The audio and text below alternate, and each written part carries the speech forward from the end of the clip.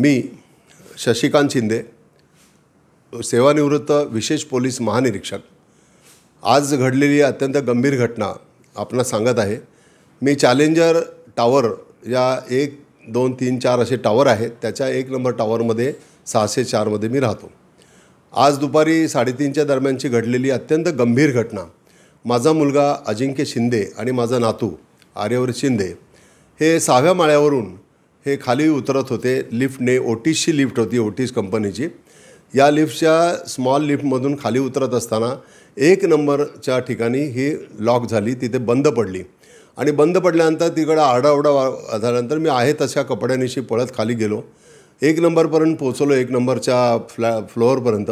तर तो मुलगा खाली अडकलेला आहे, आरडाओरडा चालला आहे. मी त्याला धूर द्यायचा प्रयत्न करतो, लिफ्टमधून आवाज येतो आहे.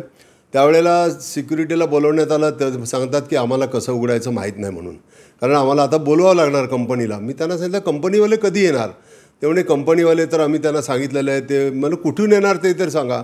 मग काही वेळाने सांगतात की ते मालाडवरून येणार आहे. ते निघाले का सांगा. मग तोपर्यंत माझे मिसेस वगैरे ते धावत आले, तिथे थांबले. मी पुन्हा कसं जसं या सिव्हिअर अस्थमाचा पेशंट मी आहे. मी गेल्या 2-3 वर्षापूर्वीच मला लाईफ डेंजर आलेलं होतं. अशा परिस्थितीत कसा बसा त्या 1 नंबरवरून परत खाली उतरत गेलो. खाली जाऊन बघतो तर सिक्युरिटी सांगतात की आता आम्हाला काय करणार, आम्ही तर बोलवलेलं आहे. मग मी त्यांच्याकडून नंबर घेऊन त्या कंपनीच्या लोकांशी बोलायचा प्रयत्न केला. आमच्या या चॅलेंजर सोसायटीचे मध्ये राहिलेले जे चेअरमन आहे, सेक्रेटरी आहे, या लोकांना फोन करायचा प्रयत्न केला. त्यांचा पण फोनवरच चालू, आम्ही सांगितलेलं आहे, आम्ही कॉन्टॅक्ट.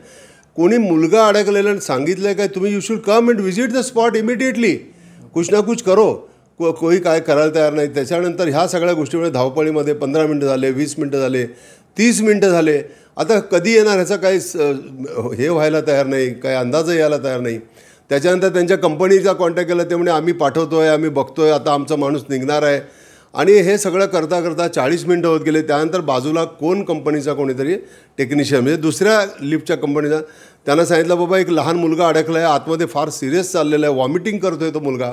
आणि त्यानंतर कसं बसं त्याला तिथून तर ज्यावेळेला रिसेप्शनजवळ आलं तर त्यांना चावी सापडेना. 27 माळ्याची चावी सापडेना. आता माणूस आला तर चावी सापडत नाही, म्हणजे सिक्युरिटीसुद्धा किती बेजबाबदार आहे. आता ह्या सिक्युरिटीला लायसन्स कोणी दिलं, यांचं सिक्युरिटी सिक्युअर 1 म्हणून सिक्युरिटीचं लायसन्स कॅन्सल व्हायला पाहिजे. त्यानंतर ओटीस कंपनीचं लायसन्स कॅन्सल व्हायला पाहिजे. Otis company should be close down. कारण त्यांनी लिफ्ट का बसवावी जर आपण कायदेशीर केलेलं नाही. जर तुम्ही लिफ्ट बसवता आहे तर त्या लिफ्टचा आतमध्ये लायसन्स लावलं पाहिजे की हे रिन्यू कधी केलं आहे, कधीपर्यंत आहे, काय करायचं, तुमचं अशा परिस्थितीत काय करायला पाहिजे, लाईट बंद झालं तर काय करायचं, आरडाओरडा चालू आहे, तुम्ही काय कोणाच्या मरणाची वाट बघताय काय, किती घटना. तर त्यानंतर त्या माणसाला घेऊन 27 माळ्याला गेलं. 27 माळ्याच्या वर टेरेस असतो, तिथे एक छोटा रूम असतो. तिथे गेल्यानंतर त्यांचं जे काय आहे ते मॅन्युअल सगळं करता करता 45 मिनिट्सच्या नंतर ती लिफ्ट आपल्या त्यांनी बाजूला काढून त्या मुलाला बाहेर काढलं. अशी घटना व्हायल्यानंतर त्याला दुर्लक्ष करून कसं चालणार. उद्या माझ्यासारखा माणूस अडकला तर आय विल डाय. सिरियस माणूस आहे, म्हातारे माणसं आहे, तरुण हे लहान मुलं आहे, एकटा मुलगा अडकला तर काय होऊ शकतं, लेडीज आहे, वयस्कर लोक आहे. अशा परिस्थितीमध्ये मला हे दिसलेलं आहे की चेअरमन, सेक्रेटरी इनडिफरंट आहे. यांच्यावर ताबडतोब कारवायला पाहिजे, त्यांना डिसमिस करायला पाहिजे. हे रजिस्टर ऑफ सोसायटीने डिसमिस केलं पाहिजे. BMCकडे याचा अधिकार आहे, त्याची लिफ्टचं लायसन्स कॅन्सल केला पाहिजे. आणि सगळ्यात महत्त्वाची घटना, ह्या घटना परत होऊ नये म्हणून ताबडतोब याच्यावर प्रिव्हेंटिव्ह ॲक्शन केलं पाहिजे, काहीतरी कारवाई केला पाहिजे की अशा घटना जर व्हायला लागल्या त्यामुळे ह्यांची जबाबदारी ह्यांना उत्तर द्यावंच लागलं पाहिजे. आता आम्ही 45 मिनिटांनी निघलात तर काय मेहरबानी नाही ना. आम्ही जिवंत निघालो हे ठीक आहे, नसतं काय केलं असतं आम्ही. हू इज रिस्पॉन्सिबल फॉर दिस घटना, ह्या घटनेसाठी कोण जबाबदार आहे. म्हणजे का अशा घटना होतच राहणार, तुम्ही त्याचं पंचनामा करत राहणार. आणि म्हणून पोलीस स्टेशनला हे कळवत येणार की याच्यावर ताबडतोब इन्व्हेस्टिगेशन व्हायला पाहिजे.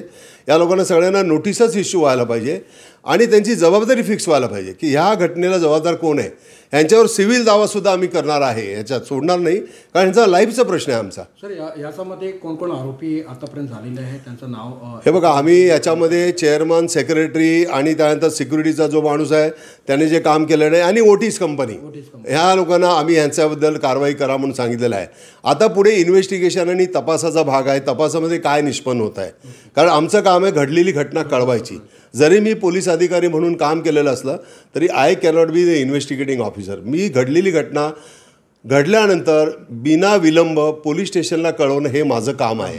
ह्याच्याकडे आम्ही दुर्लक्ष केलेलं नाही की घटना घडली 4 दिवसांनी कळवलं असं नाही. ताबडतोब कळवलेलं आहे. याच्यावर कारवाई व्हायलाच पाहिजे. नाही झालं तर हे लोक अशा तऱ्हेने चुकीचं काम तसंच कंटिन्यू करतील आणि यांना माहिती आहे आपली जबाबदारी राहणार नाही. Let them realize what is there responsibility. ही रिस्पॉन्सिबिलिटी जर नाही कळली तर पुढे माणसाला आणखी किती घटनांची वाट बघणार आपण. सर ओटीस कंपनी मोठी कंपनी आहे आणि भरपूर ठिकाणी असं लिफ्टचं हे वापर करतात सगळे, त्यांच्यासाठी काय मेसेज देणार आहे? भरपूर मी मेसेज हेच देतो ओटीस कंपनीचे जे मोठे मोठे अधिकारी आहे why are they there, what is the responsibility. का नुसतेच अधिकारी घरी बसलेले आणि लोकांच्या मरणाची वाट बघतोय? नाही तो मत चलावा कंपनी. मोठी कंपनी म्हणजे काय? मोठी कंपनी छोटी कंपनी नाही आहे. कंपनी हे आहे की whether you are responding, what is your response time. घटना घडल्यानंतर किती वेळामध्ये, माणूस मेल्यानंतर आल्यानंतर काय अर्थ आहे? What is your responsibility. एवढी मोठी कंपनी ताबडतोब बंद व्हायला पाहिजे. I will go against them in the court also. देश विदेशातील प्रत्येक घडामोडींचे लाईव्ह अपडेट मिळवण्यासाठी आता साम टीव्हीच्या सर्व सोशल मीडिया प्लॅटफॉर्मला लाईक, फॉलो आणि सबस्क्राईब करा. तसंच सर्व नोटिफिकेशनसाठी बेल आयकॉन प्रेस करायला विसरू नका.